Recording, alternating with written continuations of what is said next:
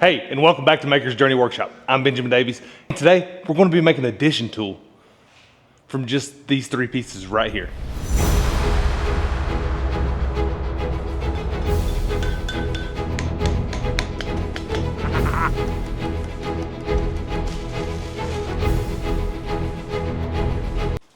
We're going to be using this tool for an upcoming project that we're going to be doing for you right here on the channel. And today I'd like to show you how to make that tool. Pretty simple. I've got about 7 inches of pipe here and it's about 2 3/4 wide. Just had it sitting around. It was painted, already cleaned it up. Then I've got this guy right here. I've already cut it out on the CNC table. If you don't have a CNC table, cut it out by hand. That's how we had to do it for years. That way it'll fit right in there. And then we've got a little piece of 1 inch square and we're gonna weld that all together and it's gonna go on the back. But before we do any of that welding, what I wanna do is I wanna flare this out. But first I'm gonna try to open it up a little bit on the horn. It's a slow process. Take your time, don't get discouraged, and pace yourself. All right, let's get to it.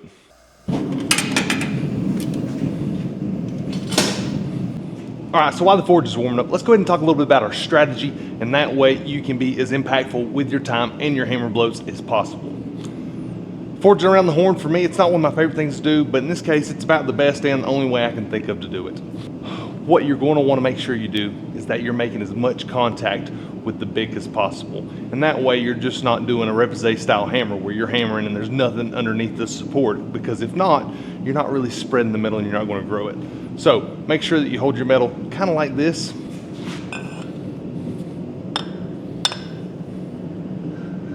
Just like that, right? And not so much like this, because you'll have a tendency to do it this way.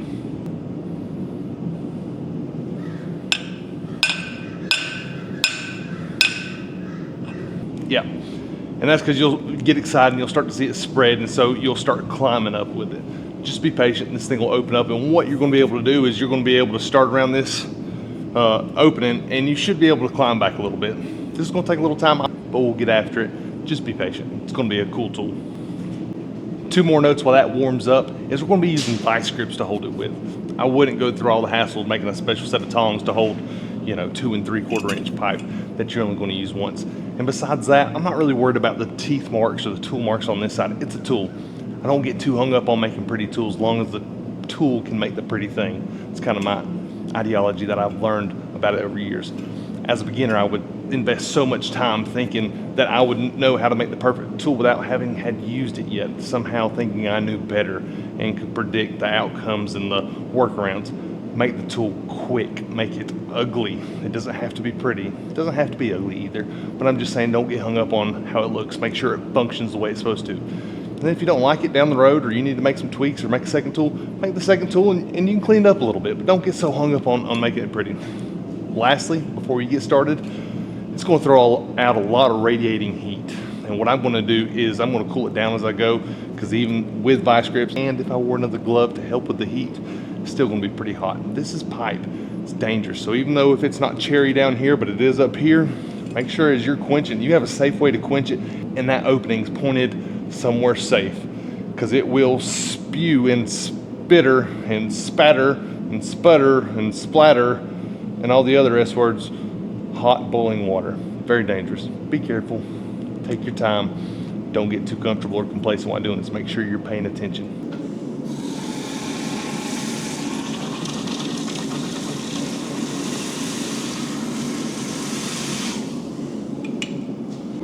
Okay, so we're ready. And I think I'm gonna try a set of tongs out that I have that feel like they're gonna work pretty well. If not, I'm gonna go to the vice grips pretty quick. Let's get to it.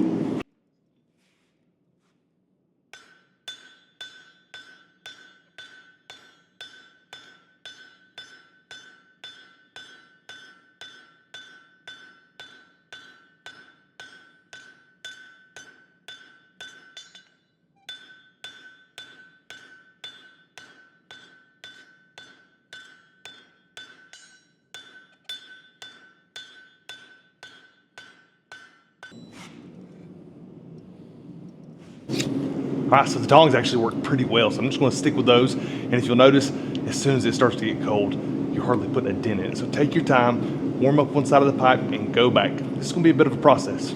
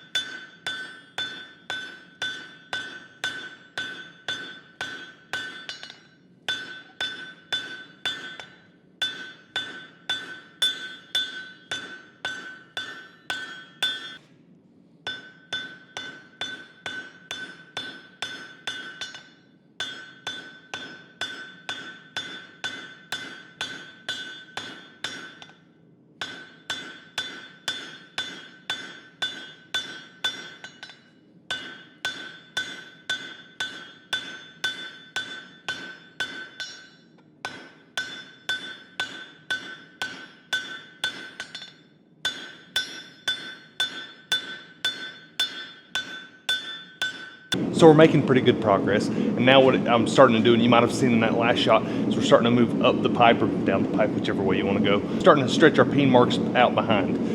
If it wasn't made clear, the whole reason I'm using a cross peen is because you're going to get a whole lot more material distribution up and down from the peen instead of left and right of the peen. And that's what we're looking for here. We're looking to thin and grow that metal. I've got a little 2.5 pound cross peen. That's the biggest cross peen I have. And my next biggest hammer, I think, is a 6 or 7 pound rounding hammer. And I don't need a rounding hammer right here. If you got a bigger cross peen, use it. If not, take your time, knock it out.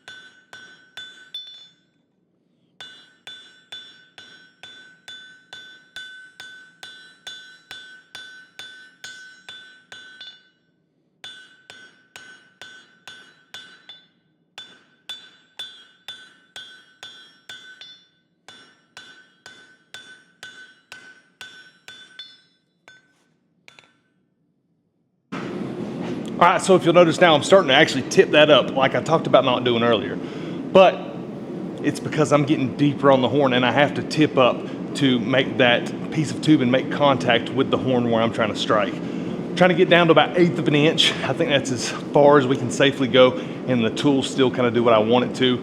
It doesn't have to be a big robust tool. Just going to be doing sheet metal work in there primarily, no heavy forging. I keep on chasing all those little high ridges. You'll see me going around and I'm trying to get rid of all those high ridges and smooth it out and do as much of the cross peen as possible.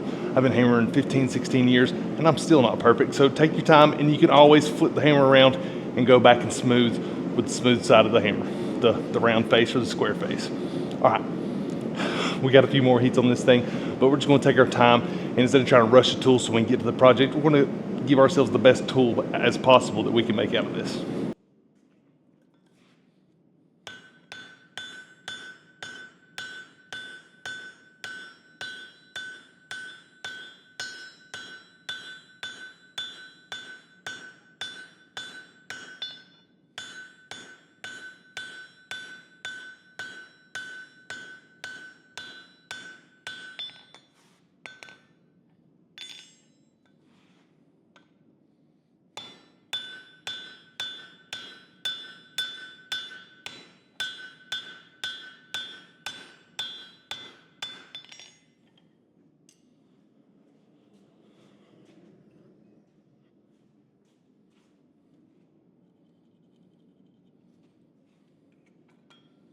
everything starts to blur together after a while, especially when you have that many little hammer blows in it. And so what I did there was just marked it with a little piece of chalk. Sometimes it burns off, sometimes you can still see it or the residue from it. And that way I know where I want to start and work from. So we've moved down the pipe a little bit now. I don't think we can take the tip of the pipe any further. And so we're going to move down the pipe and repeat the process. And that way we get a graduated flare is what we're looking for here.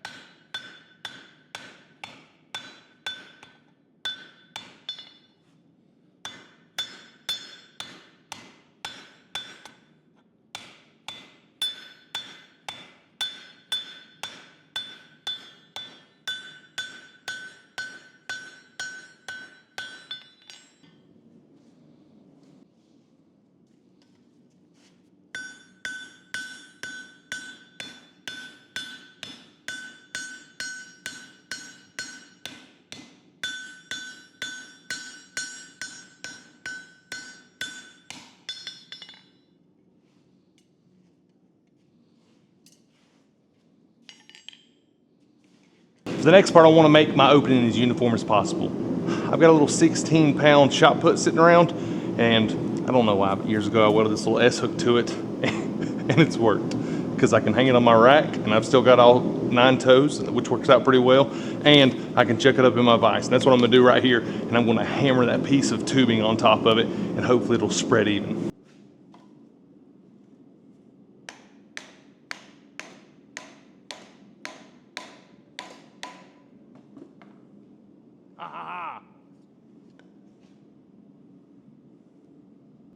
See if I can open it up some more.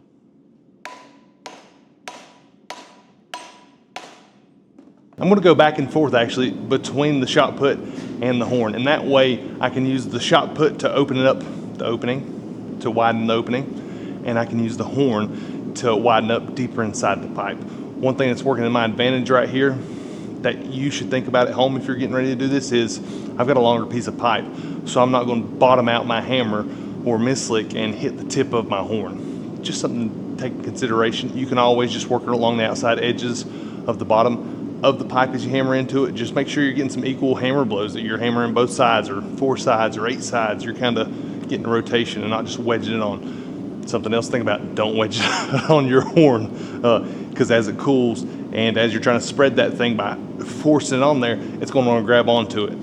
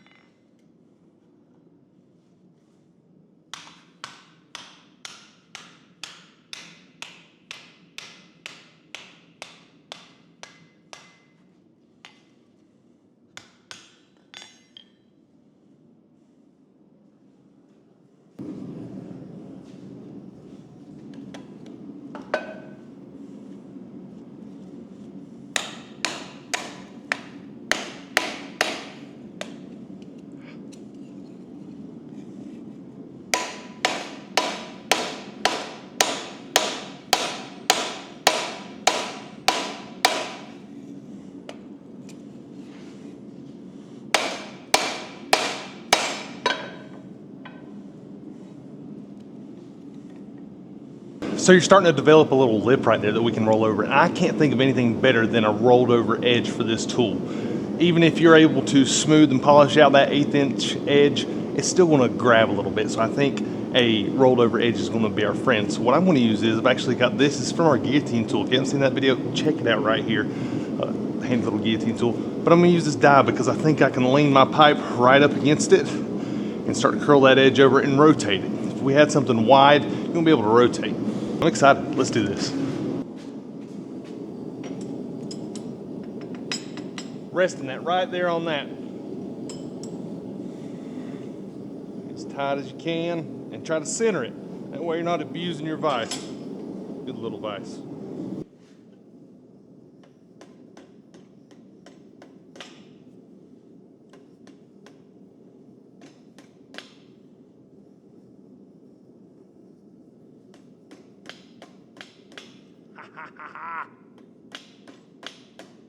Boy, that throws off a lot of heat.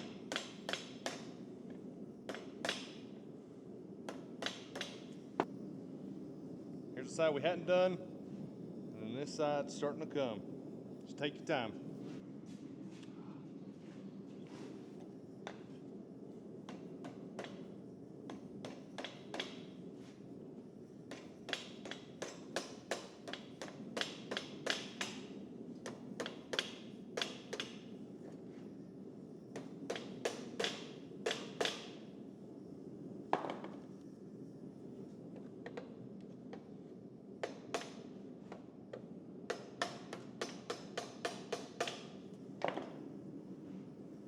I like it.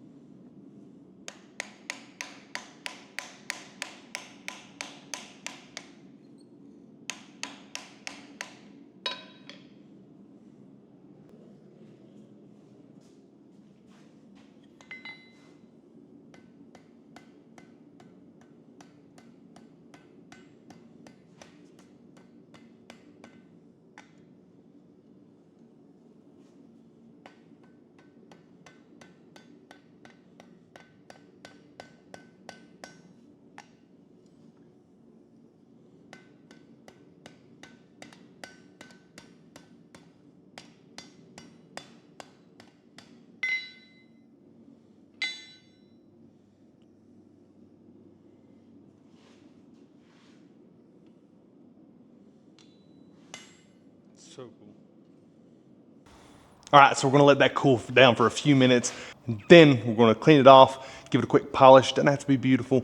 Just wanna make sure we don't have any snags or anything that's gonna catch when we're doing sheet metal work over it. Pretty pleased with how that turned off. We were right a little bit over 2.5 inches, and we grew it to about 3.5 inches. That's an inch. We did get a little crack on one side. I'll show you later in the video as it cools down where we got a little thin. So be careful that you're not going too thin. I'm not too worried about that crack. If it starts to be a problem, I'll weld it up, grind it out. Not a worry. Don't take a whole piece just because it's got one little thing imperfect, especially when it's a tool.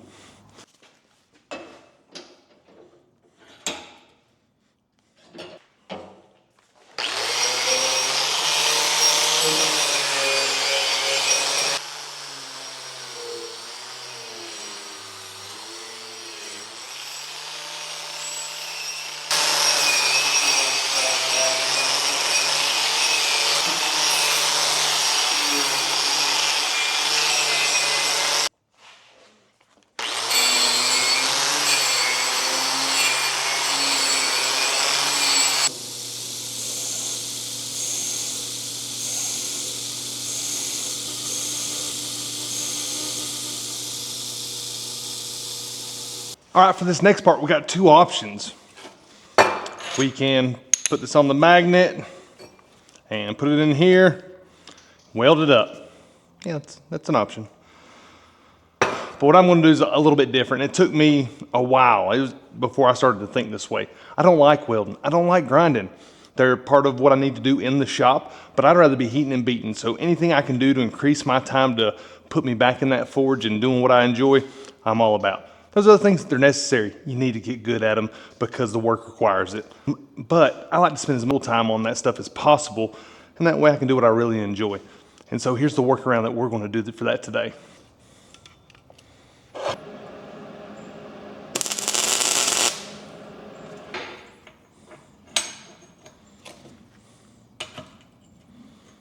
Yep, so I'm just gonna stack that little piece of 3/8 bar. That's a piece of scrap, so that even goes further to tell you how much time I wanted to save, because I don't want to have to go cut a piece of metal. I get drops in here all the time, just part of being a busy metal shop and a little messy too. So what that's gonna allow me to do now is I'm gonna do just a little spot weld on that guy. Make sure it clears on either side, and then I'll hook it to my magnet, and then that'll submerge this piece further down in here. Here, it'll make more sense. Let me show you. Yep, just like that. And the reason I'm doing that is it's going to eliminate any kind of grinding that I have to do, and I can just leave that big weld. I'm not worried about welding it from the inside because the way this tool's going to sit on the anvil, the Hardy's just a placeholder. It's not going to take a whole lot of pressure. It may get work hardened just from being hammered on.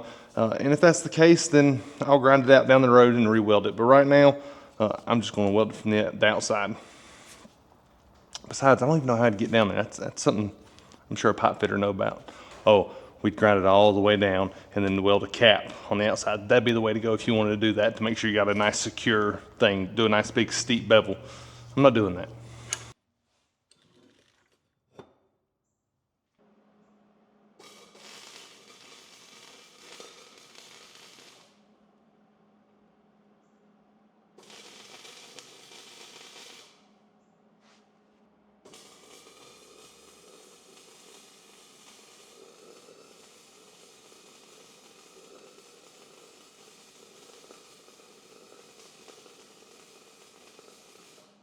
Now it should be on good enough to where I can just grab that piece and it should come off.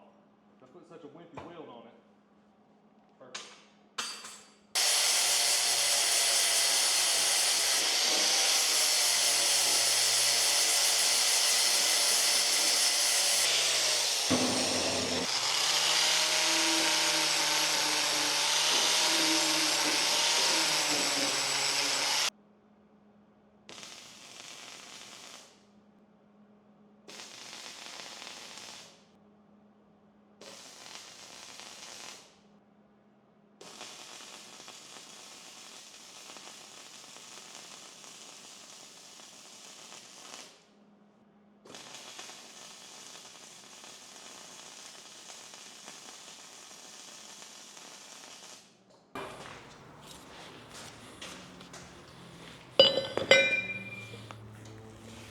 Thank you so much for watching. If you got any ladles or anything to make, or some little vessels you want to sink, this is a nice handy tool. It's going to save you some money. One of the biggest mistakes that I made starting out was I thought that buying the $300 to $500 swage block was one of those, you know, big game-changing tools for me. It wasn't. It's handy. It comes in handy. But you can actually make all those shapes that you need out of the side of a Hardy tool by yourself in the shop with jigs, fixtures, and templates. Pretty easy. You don't need any kind of fancy tooling, and more importantly, you can make it specific instead of hopefully this little round crevice will work or that one, and which is kind of nice. Pretty pleased with this guy, and because I'm so impatient, I'm not going to make you wait. Here's the video for this one. Yep, we're dropping them together. Enjoy. That's a fun one now, and I've been wanting to make these for a year now. Make some for you, make some for the whole family. If you don't know what I'm talking about, you just got to click on the video. All right, thank you so much for being here, and I'll see you next time. Smash that subscribe button, or don't. But seriously, smash that subscribe button. See y'all. Oh, watch out for the horn. All right, walk, act like you were doing something, and then go cut the camera and go.